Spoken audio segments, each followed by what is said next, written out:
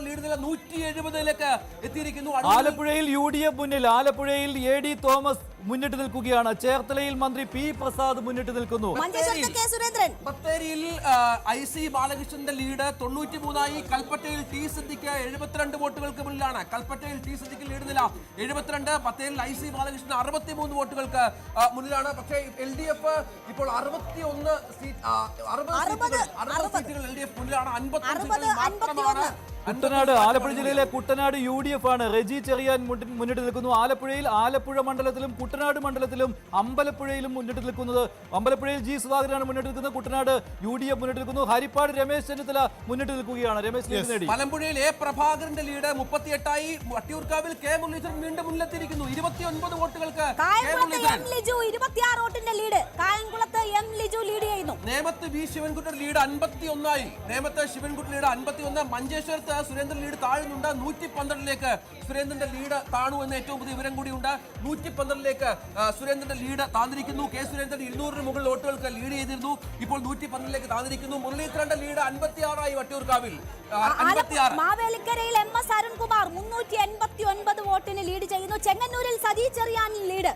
ചെങ്ങന്നൂരിൽ സജി ചെറിയാൻ 278. കാസർഗോഡ് ML അശ്വിനി 188 വോട്ടുകൾക്ക് lead ചെയ്യുന്നു. കാസർഗോഡ് ML അശ്വിനി 188 വോട്ടുകൾക്ക്. മഞ്ചേശ്വരത്ത് സുരേന്ദ്രൻ 200 വോട്ടുകൾക്ക് ലീഡ് ചെയ്യുന്നു.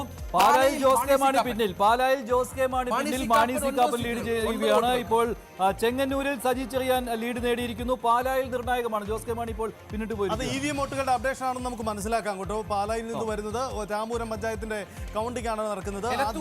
ശശീന്ദ്രൻ ലീഡ് തിരിച്ചു പിടിച്ചു. എലത്തൂരിൽ AK ശശീന്ദ്രൻ ലീഡ് തിരിച്ചു പിടിച്ചു.